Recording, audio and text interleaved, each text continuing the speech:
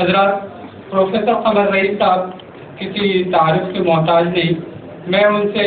سیدھے دعوت دیتا ہوں، ان سے گزارش کرتا ہوں وہ یہاں تشریف لائیں اور اپنے صداقتی خطبے سے نوازیں.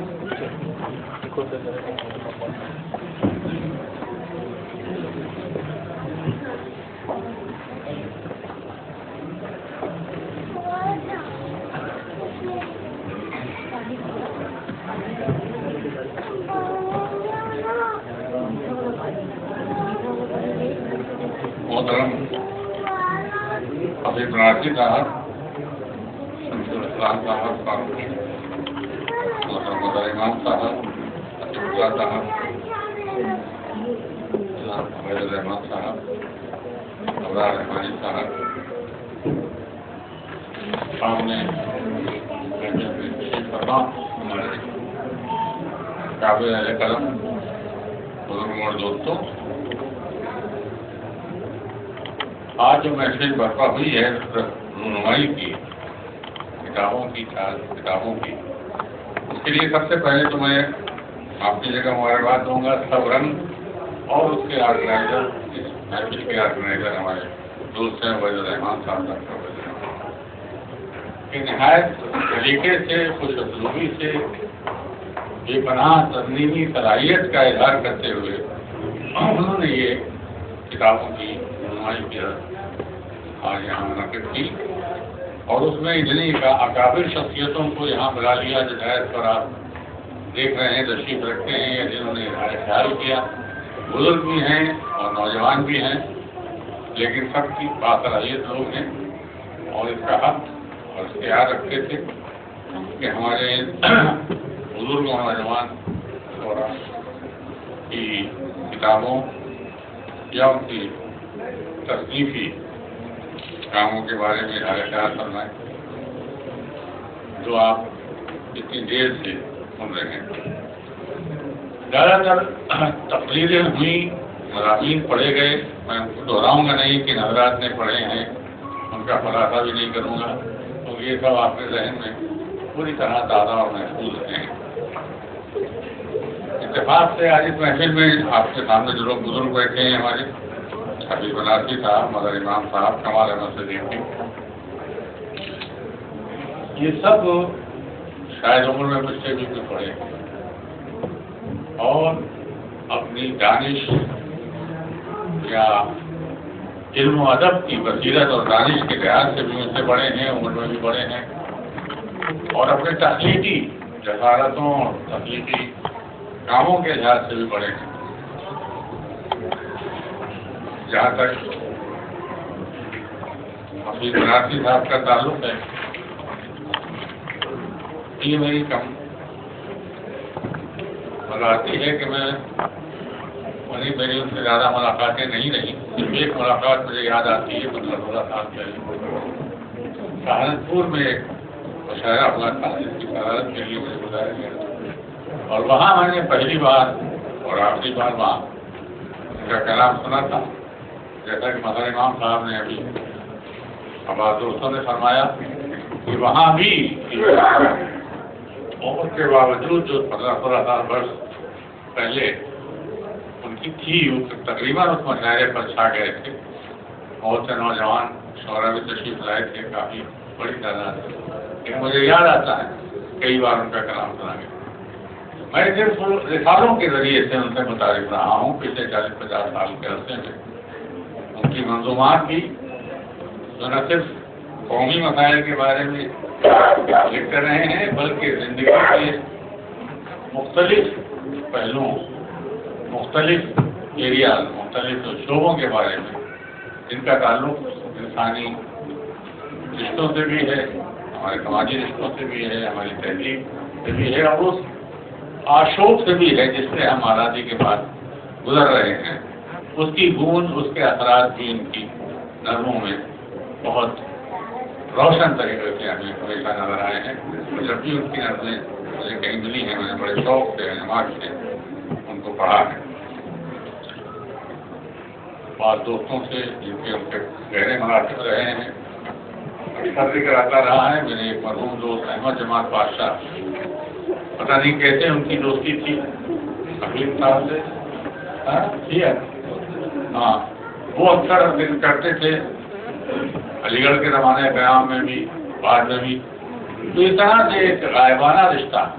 ایک روحانی پنہا رشتہ جو تھا حفیظ صاحب سے ہمارا قائم رہا. اور اب ان کا یہ مجموعہ سامنے آیا اور یہ میں اس کے لیے معذرت چاہتا ہوں کہ ابھی 2 روز قبل ہی مجھے ان کا ایک کلیات مجھے ملا ہے. میں چاہتا تو یہ تھا کہ اس کو دستیاب پڑھتا، کم سے کم جستا ہی ان کے کلام و غزلوں کو دیکھ لیتا اور پھر آج آپ کے سامنے زیادہ اعتماد کے ساتھ ظاہر خیال کرتا. لیکن افسوس ہے کہ کچھ ایسی مصروفیات پچھلے 2 دن میں رہیں. میں حیدرآباد سے واپس آیا اور پھر اس کے بعد یہاں کے مسئلوں میں فرق ہو گیا. اسے سرسری طور پر ہی اس کی غزلوں پر میں نظر ڈال سکا. اور سفیر شہر دل کہ کتنی خوبصورت ترکیب ہے. اور میرا خیال یہ ہے کہ حفیظ صاحب کے کلام کی بات بنیادی جو کہنا چاہیے جوہر ہے ان کے کلام کا، اس کو ہی ترکیب مجھے پہلے پڑھتے ہی مجھے ذہن میں آیا کہ ان کے خوش ذوقی کی علامت تو ہے ہی، لیکن ان کی شاعری کا جو بنیادی مسئلہ ہے، جو جوہر ہے، اس کو بھی سامنے لاتی ہے. یعنی یہ کہ جذبے اور احساس کی شدت اور کیفیت اور وہ قلمونی جس طرح ان کی نظموں اور غزلوں دونوں میں ہمیں بکھری ہوئی نظر آتی ہے، وہ اس کا تعلق بنیادی طور پر ہمارے یہاں دل سے کہا جاتا ہے اور وہ ان کے کلام میں بکھری ہوئی. میں نے جیسا تو نہیں، میں نے مگر سری طور پر ان کی غزلوں کا مطالعہ کیا اور جیسا کہ پہلے پڑھتا آیا تھا رسائل میں ان کے کلام کو، ان کی شاعری کو، جیسا ہمارے دوستوں نے بھی بہت صحیح طور پر کہا ہے. مولا بخش صاحب نے بھی اشارہ کیا، لیکن ان کے کلام کے حوالے سے اور امام صاحب نے بھی کہا ہے کہ اپنے معاصرین میں آپ اگر نظر ڈالیں جو پچھلے 30-40 سال کے عرصے میں رہے ہیں، ان کے کلام سے ان کے اگر دیکھیں حفیظ صاحب کی غزلیات اور منظومات کے مجموعے کو، تو اس میں یقیناً ہمیں ایک ایسی پہچان نظر آئے گی جس میں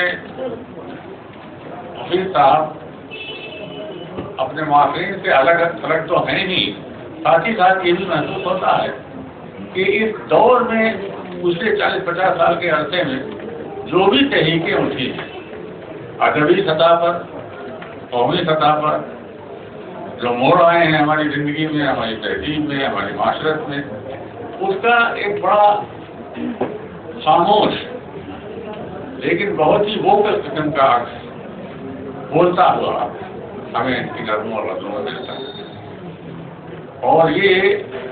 اس لیے میں کہہ رہا ہوں کہ انہوں نے تقریباً 4 تحریکوں کو دیکھا ہے اور ان سے گزرے ہیں،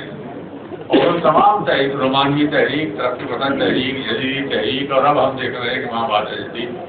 تحریک، جس میں بہت سی ان تمام تحریکوں کا ایک امتزاج ہمیں نظر آ رہا ہے. یہ سب ہم دیکھ رہے ہیں کہ ان کی تخلیقی شخصیت کے اندر سے گویا یہ ساری تحریکیں گزر گئی ہیں، اور اس کے صرف انہی عناصر کو انہوں نے جذب کیا ہے. جیسا کہ ابھی میں بہت سے اشعار نقل نہیں کر رہا ہوں، لیکن آپ کے ذہن میں وہ اشعار ہوں گے جو ابھی پڑھے گئے تھے کہ جو ان کی شخصیت کے جوہر سے مناسبت رکھتی تھی. ساری تحریک ترقی پسند تحریک میں ہماری زندگی، ہماری زمین، ہمارے مسائل، ہماری معاشرت کے احساس و ادراک کا جو شعور ملتا تھا وہ ان کے یہاں ہمیں ملتا ہے، اور اس سطح پر ملتا ہے کہ جو ایک تخلیقی فنکار کے یہاں ملنا چاہیے. اسی طرح جدیدیت کی تحریک کے لیے رجحان کے لیے وہ جب شروع ہوئی، اس میں ایک نئی حیثیت کو سمجھنے کی بات کہی گئی، الفاظ کو ایک نئے